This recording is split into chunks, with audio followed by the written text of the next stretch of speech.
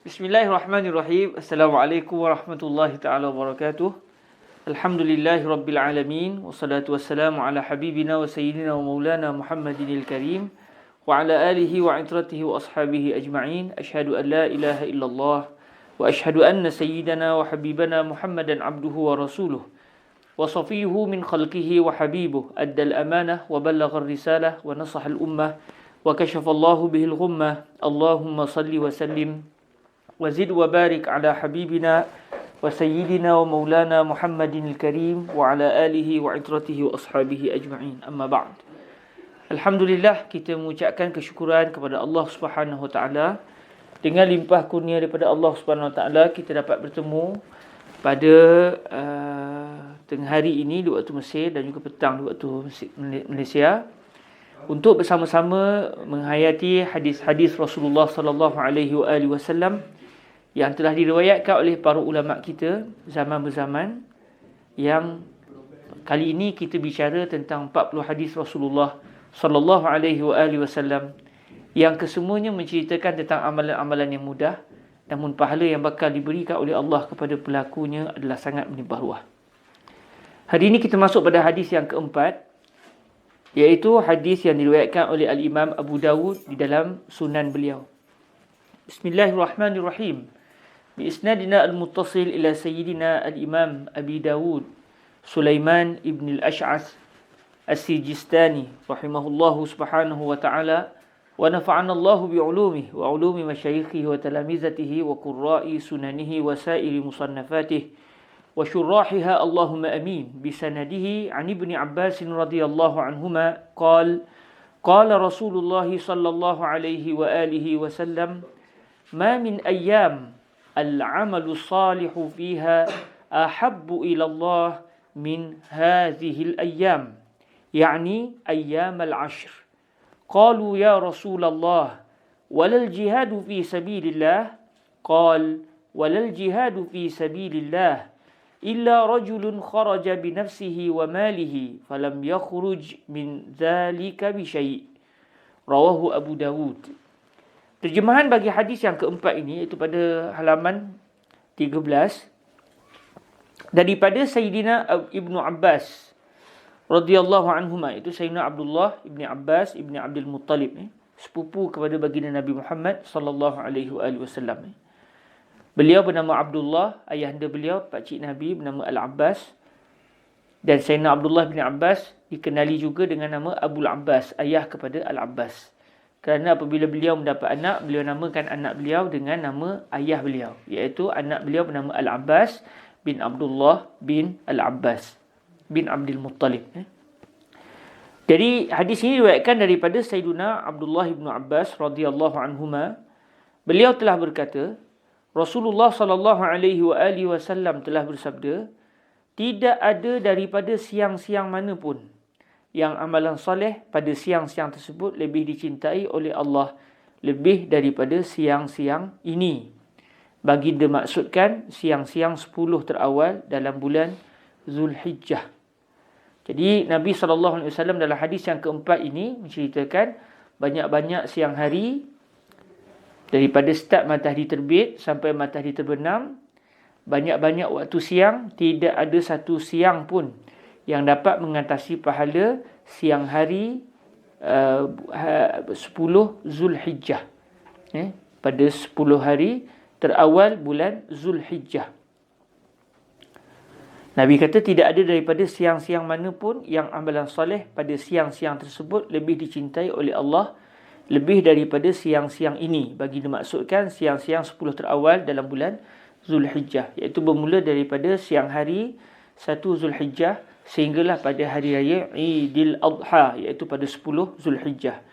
Jadi pada waktu siang tersebut, daripada 1 sampai 10 Zulhijjah, kata Nabi SAW, kalau ada orang buat amalan kebaikan, tak akan ada amalan kebaikan yang dapat mengatasi pahala amal kebaikan yang diperoleh oleh seseorang sekiranya dia melakukan ibadah pada 1 sehingga 10 Zulhijjah.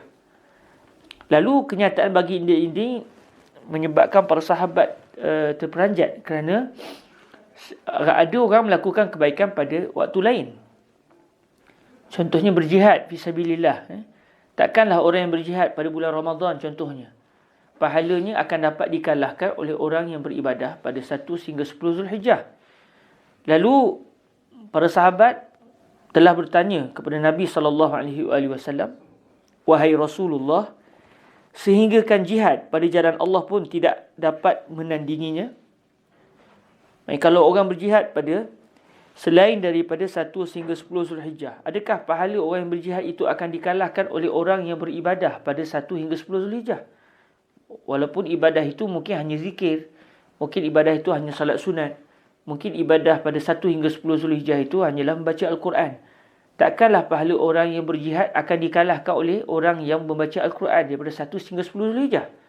Lalu baginda telah bersabda, jihad pada jalan Allah pun tidak dapat menandinginya. Maksudnya tidak akan dapat menandingi pahala orang yang beribadah pada 1 hingga 10 Zulhijjah.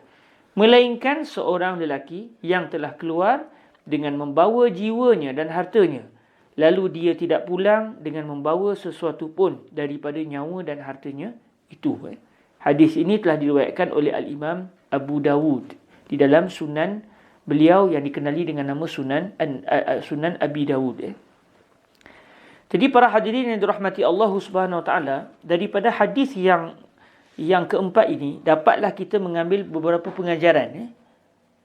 Yang pertamanya, hadis ini dengan jelas-jelas menunjukkan 1 hingga 10 Zulhijjah, iaitu pada waktu siang tersebut.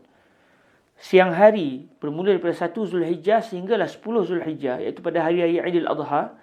Itu merupakan waktu-waktu yang pahala yang akan diberikan oleh Allah kepada orang yang beramal ibadah pada waktu itu adalah sangat-sangat besar.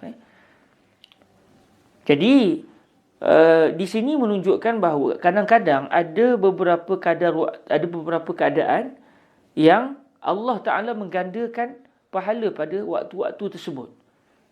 Kerana hari-hari tersebut dimuliakan oleh Allah Azza wa Jal. Contoh macam kita biasa dengar, iaitu pada malam Lailatul Qadr, pada malam Al-Qadr, orang yang beribadah pada malam Al-Qadr, yang kalau ikut kebanyakan para ulama kata 27 Ramadan. Ada yang kata bukan, ada yang kata tak dapat dikenal pasti, melainkan hanyalah 10 malam terakhir pada bulan Ramadan. Pahala orang yang dapat beribadah pada malam Al-Qadr itu mengatasi lebih daripada 1000 bulan. Maknanya bukan pahalanya mengatasi 1000 bulan. Bukannya pahalanya menyamai 1000 bulan. Bahkan lebih daripada 1000 bulan. Berapa banyak lebih? Wallahualam. 1001 bulan ke? 2000 bulan ke? 3000 bulan ke? 100,000 bulan ke? Hanya Allah saja yang mengetahui. Cuma Allah SWT sebut, Lailatul Qadri khairun min alfi syahr. Malam Al-Qadr itu lebih baik daripada 1000 bulan. Hanya dengan beribadah pada malam tersebut, pahalanya akan digandakan oleh Allah lebih daripada pahala orang yang beribadah pada 1000 bulan. Jadi, hadis-hadis seperti ini tidak akan dapat difahami melainkan melalui wahyu Allah yang disampaikan oleh Allah kepada baginda Rasul alaihi salatu wassalam. Jadi, hadis yang keempat ini, tahulah kita, bila masuk saja bulan Zulhijjah, jangan kita lepaskan peluang pada waktu-waktu siang. 1 Zulhijjah, masuk saja awal bulan Zulhijjah tu orang pergi haji. Masuk saja 1 Zulhijjah, kita yang buat haji ke, yang tak buat haji ke, jangan melepaskan peluang untuk beribadah pada siang-siang hari tersebut. Dengan kita berpuasa, dengan kita berzikir, dengan kita membaca Al-Quran, dengan kita sembahyang sunat, dengan kita berselawat kepada baginda Rasul alaihi salatu wassalam, memberikan hadiah kepada kaum muslimin, memberikan kegembiraan kepada kaum muslimin, apa saja ibadah. Kerana pahala orang yang melakukan ibadah daripada 1 hingga 10 Zulhijjah, kalau nak dibanding dengan orang yang berperang fisabilillah, pahala orang yang berperang fisabilillah tetapi berjaya pulang dengan selamat, pahala mereka akan dapat dikalahkan oleh orang yang berpuasa ataupun berzikir ataupun berselawat kepada baginda Nabi daripada 1 sehingga 10 Zulhijjah. Jadi maknanya kita mungkin kaum muslimin banyak terlepas pandang dalam bab ini.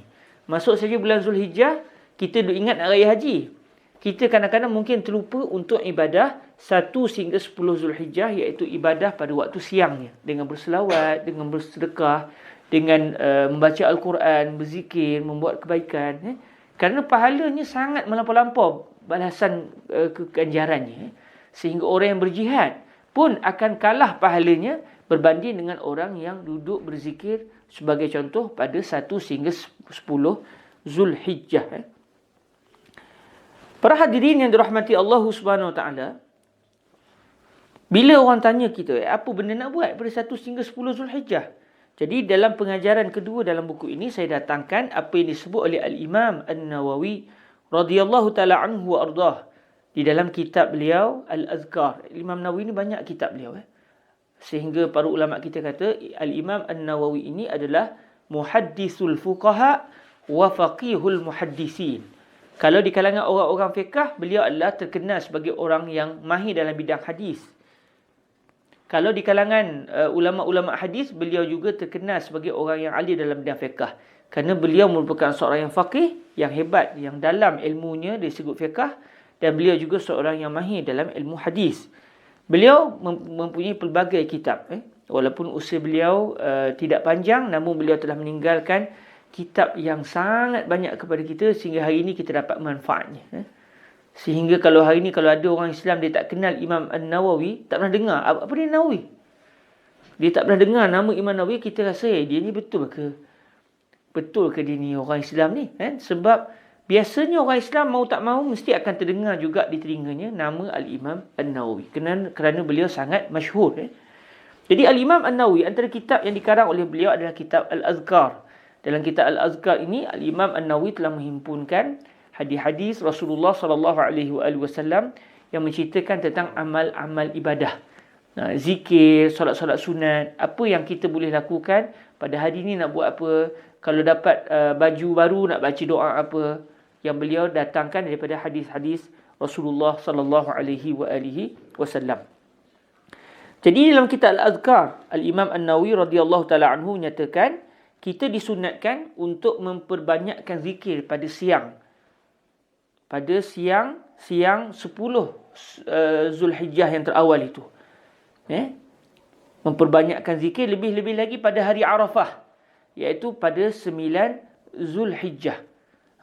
Pada 9 Zulhijjah itu lagilah, itu kemuncaknya. Pada ke 9 Zulhijjah itu lagilah sepatutnya kita memperbanyakkan ibadah. Orang yang berada di Mekah ketika itu mereka akan berwukuf di Arafah. Kita yang tidak berada di Mekah pula mengambil kesempatan untuk memperbanyakkan zikrullah pada hari tersebut. Pada masa yang sama, para hadirin rahmati Allah, antara pengajaran yang kita dapat pelajari juga daripada hadis ini, orang yang berjihad fi sabilillah, berperang, dan dia mati dalam peperangan tersebut, maka pahalanya adalah lebih banyak daripada pahala orang yang beribadah daripada 1 sehingga 10 Zulhijjah. Sebab Nabi SAW apabila ditanya oleh para sahabat, walal jihadu fi sabilillah, kata Nabi, walal jihadu fi sabilillah illa rajulun kharaja bi nafsihi wa malihi falam yarji' min zalika bi syai'. Orang yang berjihad pun tak akan dapat dikalahkan. Adakah orang yang berjihad juga pahalanya akan dikalahkan oleh orang yang beribadah pada 1 hingga 10 Zulhijjah? Para sahabat tanya Nabi. Nabi kata, ya, orang yang berjihad pun pahalanya akan dapat dikalahkan. Melainkan sekiranya orang yang berjihad itu, dia pergi menuju ke medan perang, dia bawa jiwa dia, dia bawa harta dia, lalu dia tidak kembali lagi selepas itu. Maknanya, dia gugur sebagai syuhada di dalam medan tempur tersebut, maka ketika ini barulah orang yang berjihad tersebut pahalanya akan dapat mengatasi orang yang beribadah daripada 1 sehingga 10 Zulhijjah. Jadi tahulah kita, orang yang mati syahid dalam peperangan ini merupakan orang yang pahalanya sangat besar di sisi Allah, menerima pahala yang sangat besar di sisi Allah Subhanahu wa ta'ala. Namun bila kita bicara tentang jihad fi sabilillah, antara perkara yang kita perlu sedar adalah jihad fi sabilillah adalah merupakan peperangan yang berlaku di antara kerajaan Islam dengan orang yang bukan Islam daripada kerajaan lain. Dan dalam Islam tidak boleh seseorang itu berjihad melainkan setelah kerajaan yang melancarkan peperangan tersebut. Maknanya sebagai contoh, kaum muslimin dalam satu negara telah diserang, lalu kerajaan Islam ketika itu melancarkan bahawa orang Islam kena berperang untuk mempertahankan bumi kaum muslimin. Maka ketika itu berlakulah jihad fisabilillah. Tapi kalau satu orang tiba-tiba dia nak pergi ke satu tempat, dia nak berjihad, tak boleh, kerana sebenarnya jihad fisabilillah ini sebagaimana kata guru kami Fadilatul Syekh Yusri bin Rushdi, ianya termasuk di dalam fiqhul ummah, iaitu hukum hakam fiqh yang hanya boleh berlaku sekiranya ada arahan daripada kerajaan. Sekiranya tidak ada arahan daripada pihak kerajaan, maka tidak boleh seseorang individu itu dia pula yang nak melancarkan perang fisabilillah. Kerana kalau silap hari bulan, mungkin kita akan tersilap. Kita sangkakan jihad, rupanya dia bukan jihad. Jadi dalam menentukan jihad atau tidak, yang boleh melancarkan perang ini adalah apabila kerajaan itu sendiri yang melancarkan perang. Jadi ada beberapa hukum hakam lah yang ianya berkait dengan fiqhul ummah, iaitu kerajaan yang menentukan. Sebagai contoh hukum hudud, hukum qisas. Tidak boleh kalau ada orang yang melakukan jenayah sebagai contoh, tiba-tiba kita pula daripada kampung, kita pula yang nak melancarkan ataupun kita pula yang nak menjatuhkan hukuman kepada orang yang melakukan maksiat tersebut. Satu orang dia tak sembahyang, sengaja tak nak sembahyang. Kita pula nak tangkap dia dan kita pula nak jatuhkan hukuman kepada orang yang tidak mahu sembahyang. Tidak boleh. Walaupun tindakan dia tidak sembahyang itu berdosa, namun yang boleh melaksanakan hukuman tersebut hanyalah kerajaan. Jadi kalau kerajaan tidak mahu melaksanakan, maka kerajaannya akan bertanggungjawab di hadapan Allah. Mengapa dia tidak mahu laksanakan? Adakah kerana ada kesukaran atau kerana ada sebab yang munasabah? Maka kerajaannya akan bertanggungjawab dengan Allah Subhanahu Wa Taala. Adapun rakyat tidak boleh untuk mengambil sikap sendiri untuk melaksanakan hukuman hudud dan juga qisas kepada para penjenayah. Kerana melaksanakan hukuman hudud dan juga qisas, ia termasuk di dalam fiqhul ummah. Dia termasuk di dalam fiqhul ummah. Okey, jadi di dalam Islam ini ada beberapa hukum hakam yang ianya berkait dengan fiqhul ummah. Sebagai contoh macam kita sebut tadi tentang jihad fisabilillah. Jadi kalau macam hari ini, zaman hari ini, tidak ada istilah kita berjihad fisabilillah kerana tidak ada kerajaan Islam yang melancarkan perang. Jadi kalau individu ataupun kumpulan-kumpulan tertentu yang melancarkan perang, itu tidak dianggap sebagai al-jihad fisabilillah, kerana al-jihad fisabilillah sama seperti melaksanakan hukuman hudud dan juga qisas yang memerlukan kepada kerajaan Islam yang melancarkan dan juga melaksanakan perkara tersebut. Kerana hukum hakam ada yang termasuk fiqhul afrad, yang individu boleh laksanakan seperti puasa, zakat, haji dan sebagainya, dan ada juga hukum hakam yang dia memerlukan kepada pelancaran dan juga daripada keizinan oleh kerajaan. Jadi pada hadis yang keempat ini, tahulah kita bahawa antara yang dapat kita ambil, orang yang berjihad fisabilillah, pahalanya akan dapat mengatasi orang yang beribadah daripada 1 sehingga 10 Zulhijjah. Jadi para hadirin yang dirahmati Allah Subhanahu Wa Taala, kita tidak sepatutnya melepaskan peluang sekiranya kita berada pada bulan Zulhijjah. 1 sehingga 10 Zulhijjah itu tidak sepatutnya kita melepaskan peluang dengan tidak melakukan ibadah pada siang-siang harinya, kerana pahalanya sangat besar sehingga dapat mengatasi pahala orang yang berjihad fisabilillah tetapi selamat pulang daripada medan perang. Baik, para hadirin yang dirahmati Allah Subhanahu Wa Taala, kita pergi seterusnya kepada hadis yang kelima. Jadi kalau pada hadis yang keempat tadi bicara tentang waktu paling terbaik untuk kita beribadah. Senang kan?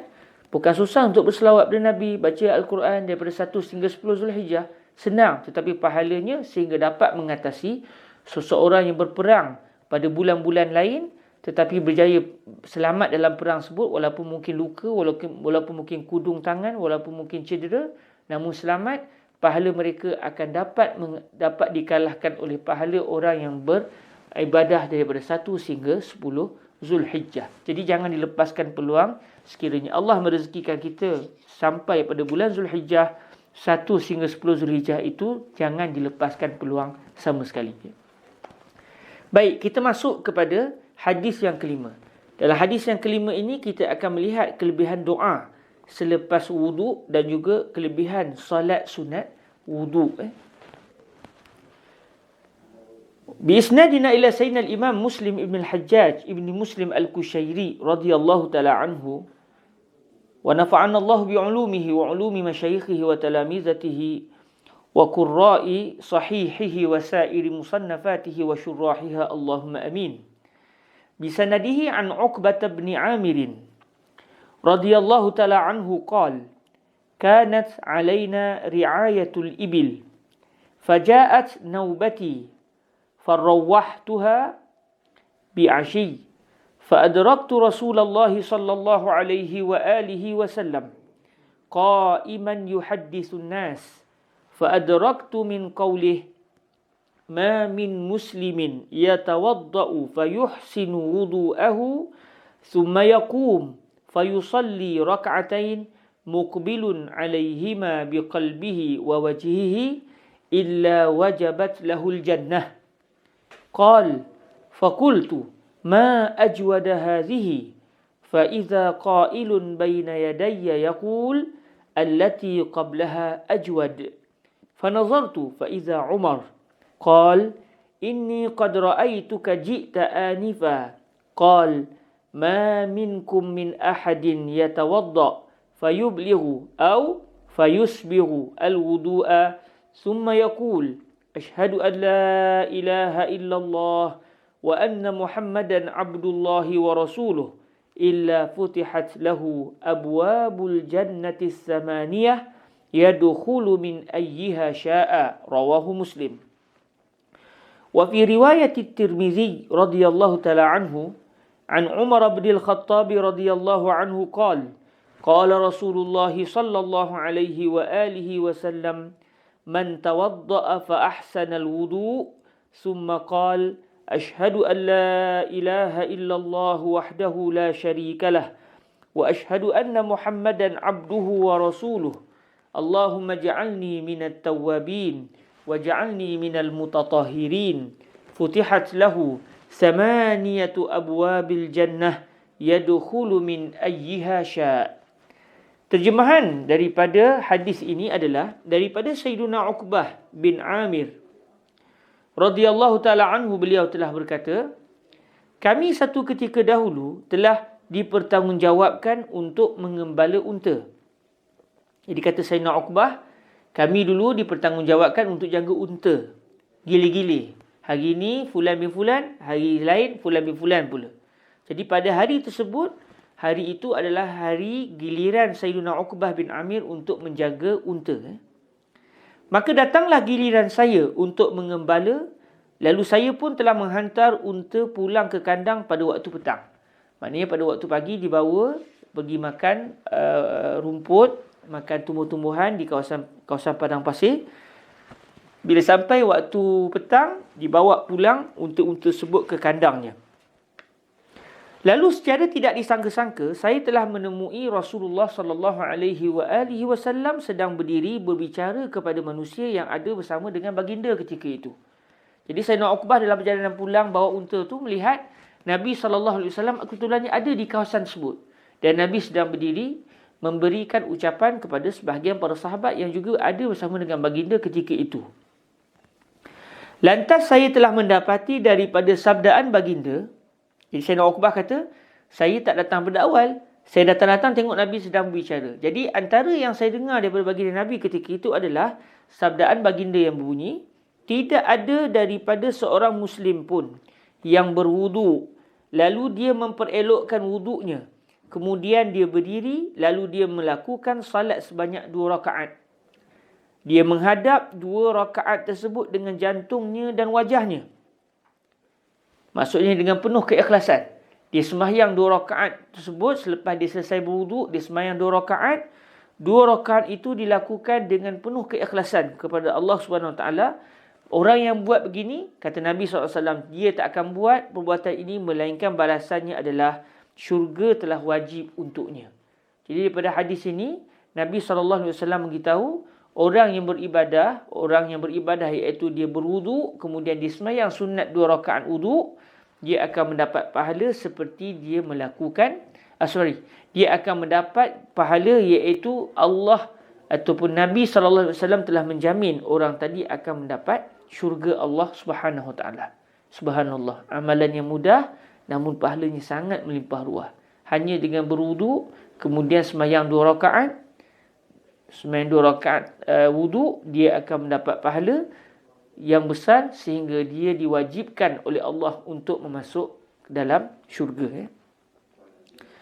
Beliau iaitu Sayyidina Uqbah bin Amir, apabila telah mendengar hadis ini, beliau telah berkata, maka saya telah berkata, alangkah bagusnya sabdaan ini. Maknanya subhanallah, sangat istimewa. Hanya dengan berwuduk, kemudian sembahyang 2 rakaat wudu, sembahyang 2 rakaat sunat wudu, akan dapat pahala, iaitu dia dijanjikan dengan syurga Allah SWT. Maksudnya ini satu ibadah yang senang tapi ganjarannya sangat melimpah ruah. Lalu beliau kata, wah, sangat-sangat istimewa dan bagus sungguh sabdaan Nabi SAW ini. Maka kata beliau, tiba-tiba ada seseorang di hadapan saya berkata, sabdaan yang sebelumnya adalah lebih bagus lagi. Jadi ada orang kebetulannya depan Sayyidina Uqbah bin Amir. Orang itu kata, yang kamu tak dengar lagi bagus. Yang kamu dengar dah bagus dah. Tapi yang kamu tak dengar, masa kamu tadi berjalan bawa unta tadi, Nabi sebut benda yang kamu tak dengar.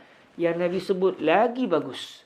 Maka saya, kata Sayyidina Uqbah ibnu Amir, telah memandang kepada orang yang bercakap tadi.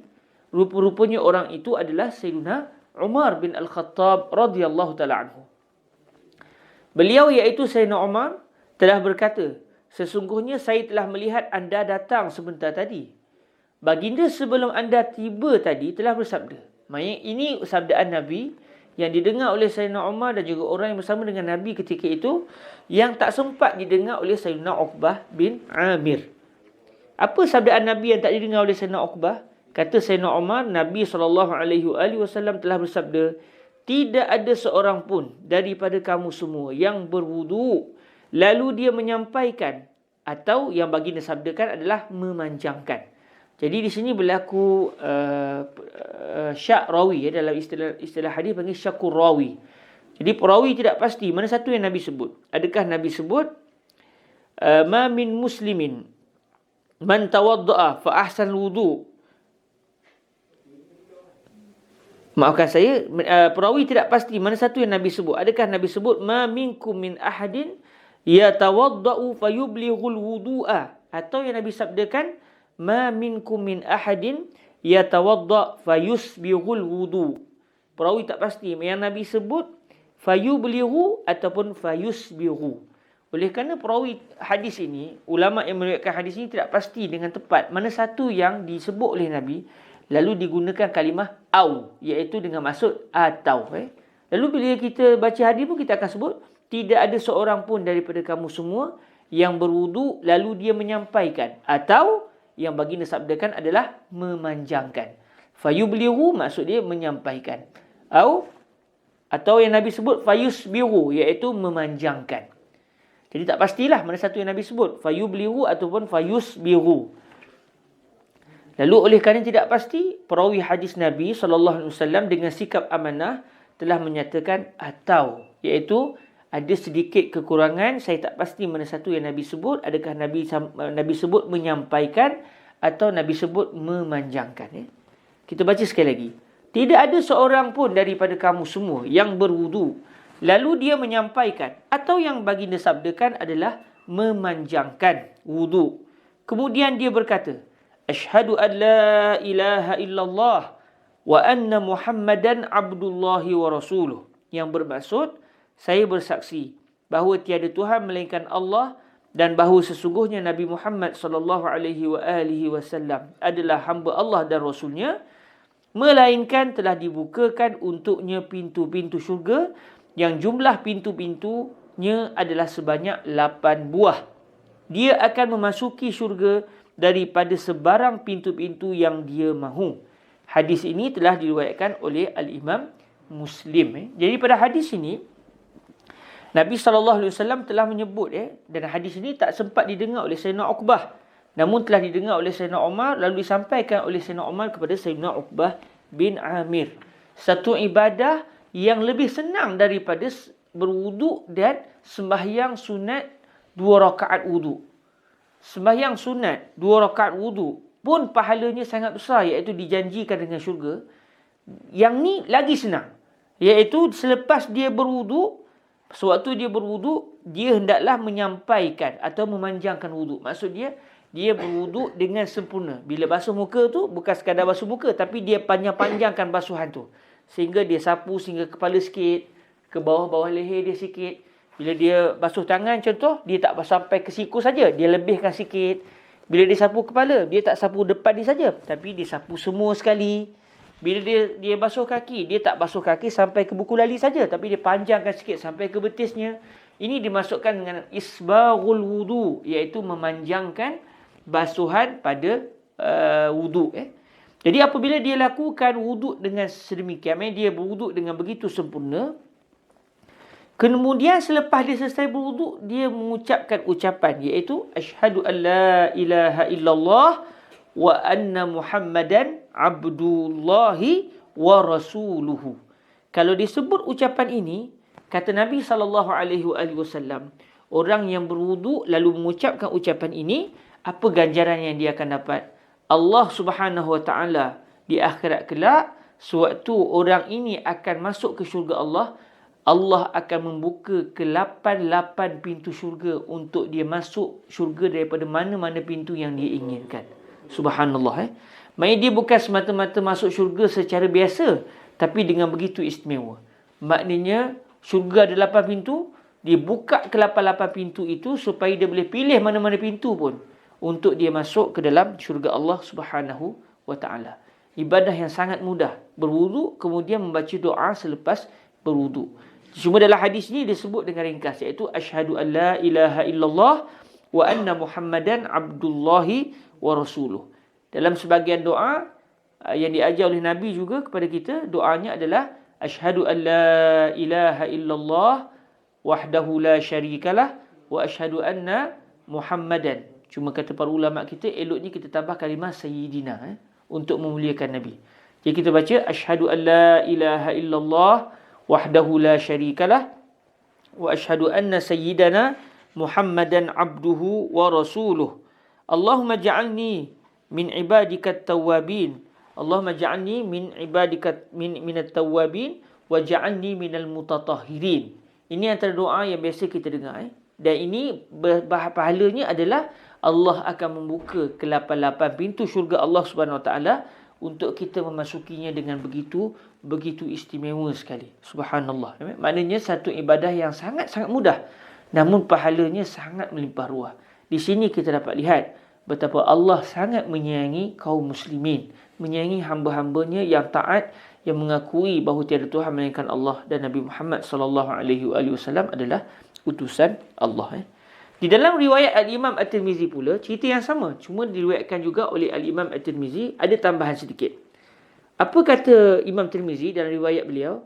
Daripada Sayyidina Umar bin Al-Khattab radhiyallahu taala anhu, beliau telah berkata, Rasulullah sallallahu alaihi wasallam telah bersabda, barang siapa yang telah berwuduk lalu dia telah memperelokkan wuduk, kemudian dia telah berkata, asyhadu an la ilaha illallah wahdahu la syarikalah wa asyhadu anna Muhammadan abduhu wa rasuluh. Allahumma ja'alni minat tawwabin wa ja'alni minal mutatahhirin. Apa maksudnya? Saya bersaksi bahawa tiada Tuhan melainkan Allah satu-satunya, tidak ada sekutu baginya, dan saya bersaksi bahawa sesungguhnya Nabi Muhammad sallallahu alaihi wasallam adalah hamba-Nya dan rasul-Nya. Ya Allah, jadikanlah saya daripada kalangan mereka yang bertaubat, dan jadikanlah saya daripada kalangan mereka yang bersuci. Kata Nabi sallallahu alaihi wasallam, tak akan ada orang yang berdoa dengan doa ini melainkan nescaya telah dibukakan untuknya 8 buah pintu-pintu syurga. Dia akan memasuki syurga daripada sebarang pintu-pintu yang dia mahu. Jadi dengan gabungan dua hadis riwayat Imam Muslim dan juga Imam At-Tirmizi radhiyallahu taala anhu, tahulah kita doa berwuduk, selepas kita selesai berwuduk, kita berdoa asyhadu an la ilaha illallah wahdahu la syarikalah wa asyhadu anna sayyidana Muhammadan abduhu wa rasuluh. Allahumma ja'alni minat tawwabin wa ja'alni minal mutatahhirin. Dan sebagai riwayat ada tambahannya lagi, subhanakallahumma wa bihamdik asyhadu an la ilaha illa ant astaghfiruka wa atubu ilaik. Sekali lagi, asyhadu an la ilaha illallah وحده لا شريك له وأشهد أن سيدنا محمدا عبده ورسوله اللهم اجعلني من التوابين واجعلني من المتطهرين سبحانك اللهم وبحمدك أشهد أن لا إله إلا أنت أستغفرك وأتوب إليك. Apa ganjarannya? Sangat-sangat besar, iaitu dibukakan ke-8 pintu syurga Allah Subhanahu wa taala untuk dimasuki oleh orang yang berdoa dengan doa ini. Dia akan masuk dengan keadaan sangat istimewa, ke-8 pintu syurga Allah dibuka kepadanya. Dan insya-Allah semoga dengan kita mengamalkan hadis ini, Allah Subhanahu wa taala akan merezekikan kita untuk masuk ke syurga Allah dengan penuh istimewa. Ada sebarang masalah ke Ustaz Ahmad? Tak ada masalah internet. Okey. Daripada hadis ni juga para hadirin dirahmati Allah Subhanahu Wa Taala, antara perkara yang kita dapat petik, antara pengajaran yang kita dapat pelajari daripada hadis ini adalah kita disunatkan sewaktu berwuduk bukan semata-mata hanya membasuh anggota yang wajib. Sebaliknya kita membasuh juga anggota yang sunat. Bukan semata-mata membasuh anggota yang wajib sahaja, sebaliknya kita melebih-lebihkan basuhan. Kita basuh muka tu sampai ke atas-atas rambut sikit, yang kita panggil sebagai isbaghul wudu.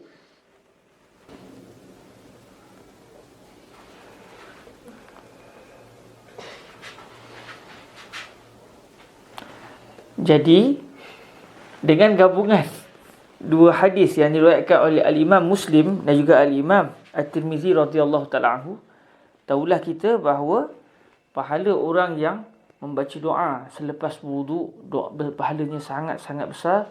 Dia diberikan ganjaran memasuki syurga Allah dengan begitu istimewa, iaitu ke-8 pintu syurga Allah dibukakan buatnya. Baik, daripada hadis ini juga antara pengajaran yang kita dapat belajar adalah kita disunatkan sewaktu berwuduk untuk memperpanjangkan basuhan. Dipanggil dalam istilah fiqahnya isbaghul wudu.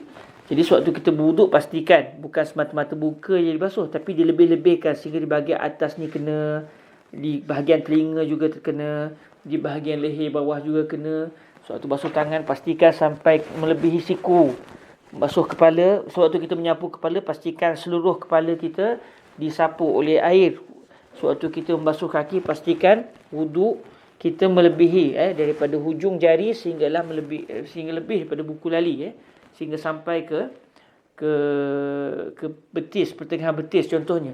Kerana isbaghul wudu adalah merupakan satu ibadah yang menyebabkan nanti Nabi akan kenal kita di akhirat kelak. Dalam hadis-hadis lain disebut orang yang melebih-lebihkan basuhan ketika berwuduk, dia akan dikenali oleh Rasulullah di akhirat kelak.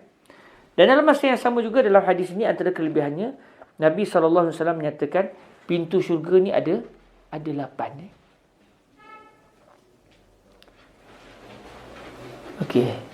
Jadi antara yang disebut juga dalam hadis ini, pintu syurga ni ada 8. Subhanallah. Jadi syurga kita di akhirat kelak ada 8. Manakala neraka ada 7. Syurga ada 8, neraka ada 7. Kata Fadilatul Syekh Yusri bin Rushdi, guru kami, syurga ni kalau dibandingkan penduduk syurga dengan penduduk api neraka lebih ramai daripada penduduk syurga. Yang masuk api neraka lagi ramai daripada yang masuk syurga. Namun Allah Subhanahu Wa Taala menjadikan syurga memiliki 8 pintu, manakala neraka pula memiliki 7 pintu saja. Menunjukkan bahawa rahmat Allah mengatasi kemurkaan Allah Subhanahu Wa Taala. Kalau nak fikir secara logik, sepatutnya tempat yang lebih ramai penduduknya, sepatutnya pintunya lebih ramai. Neraka patutnya biar pintunya sampai 12, 13, 30, 50 sebab ramai yang nak masuk. Tetapi Allah menjadikan pintu neraka 7. Lebih sikit berbanding dengan pintu syurga. Iaitu pintu syurga ada 8. Menunjukkan rahmat Allah mengatasi kemurkaan Allah. Kasih sayang Allah mengatasi kebencian Allah. Sebab tu kita sebagai kaum muslimin, walau kita jatuh dalam lembah maksiat sekalipun, kita tidak boleh berputus asa daripada rahmat Allah. Kerana Allah merupakan Tuhan yang sentiasa mengampunkan dosa-dosa. Dan semoga Allah menerima segala amal buat kita dan mengampunkan segala dosa-dosa kita. Sekadar itu saja daripada saya, insya-Allah. Dan pertemuan akan datang, kita akan masuk ke dalam perbahasan hadis yang ke-6, insya-Allah subhanahu wa ta'ala. Cuma hari ini mohon maaf ada sedikit masalah berlaku masalah di dalam rakaman ini, dalam live kita ni terputus sana terputus sini, mohon maaflah. Itu antara masalah-masalah teknikal yang tak dapat dielakkan. Semoga semuanya baik dan semoga semuanya bermanfaat insya-Allah subhanahu wa taala. Aqulu qauli hadza wa astaghfirullah li wa lakum. Kita tangguhkan majlis kita dengan kita berselawat ke atas junjungan mulia Nabi Muhammad sallallahu alaihi wa alihi wasallam. Allahumma salli afdala salatin ala as'adi makhluqatika sayyidina Muhammadin wa ala alihi wa sahbihi wa sallim adada ma'lumatika wa midada kalimatika kullama zakaraka dzakiruna wa ghafala an zikrihil ghafilun. Allahumma salli afdala salatin ala أسعد مخلوقاتك سيدنا محمد وعلى آله وصحبه وسلم عدد معلوماتك ومداد كلماتك كلما ذكرك الذاكرون وغفل عن ذكره الغافلون.